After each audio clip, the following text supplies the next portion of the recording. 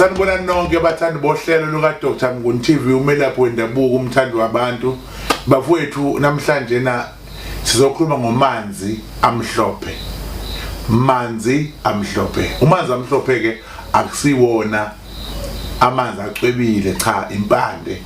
manzi amhlophe. Leyo mpande leyo ke bafowethu isiza labantu abanamabhadi emindeni.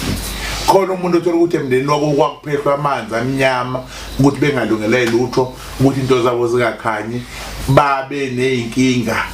umndeni walwa kwaphehlwa amanzi amnyama leli dlozi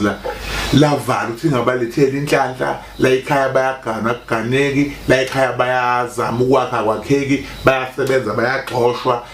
bayalimala bathenga imoto ziyafa noma uthenga imoto ziyafa konke uyakwenza kwenzeki amantombazana ahlezi la ekhaya abasaphumeleli intombazana iyabona ukuthi kahle kahle kokwenza abasonke sinabantwana hlezi la ingane isele nogogo bayosebenza ukuthi ingane iphile bathola ingane kubantu abakahle kodwa ababanaki kwavalwa emsamo ngamanzi amnyama bese kuba khona isixazululo ngoba kukhona ukufa khona ukuphila manje kukhona ukubulawa ngemithi kukhona ukuphiliswa ngemithi lo manzi amnyama ungena kule ndawo ethi akungalungi ukuthi emndeni wonke bese ethi umuntu mina ngifuna ukuzama ngiphumelele noma kunjalo angikwazi ukusebenzela emuva ngifuna ukuzama izinto noma kuthiwa zaboshwa kanjani kodwa ngicela ukuthi ziqaqeke bekuthiwa ngeke iqaqeke ngoba kwaphehlwa amanzi kini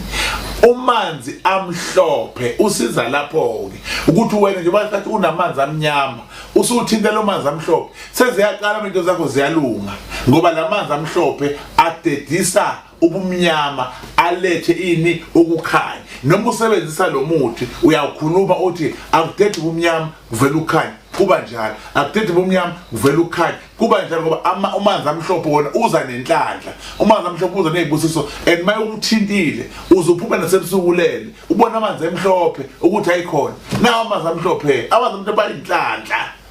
ngizosho njalo ningizimu Afrika ngithi abantu abangazibulali abantu abangadeli isekhona izinto bengasizakala manje inkinga yakho yazeka sikhona isixazululo esikwazi ukuthi usizakale ima kisho ngelinyifu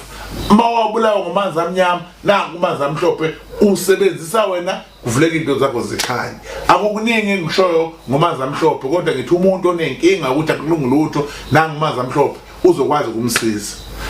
kubalekile ukusukuma uzame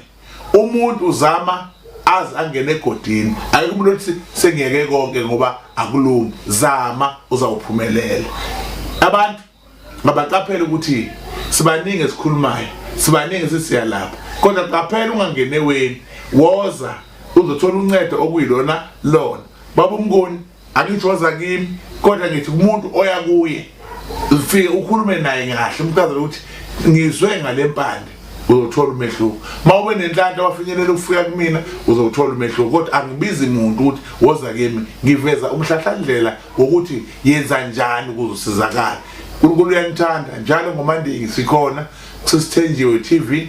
nalapha ngoLesihlanu sikhona nangomsombuluko sikhona ningaphuthela abafowethu uJehova uyanithanda hlalani kimi nami ngiyohlala kini inkosi inibusise amen.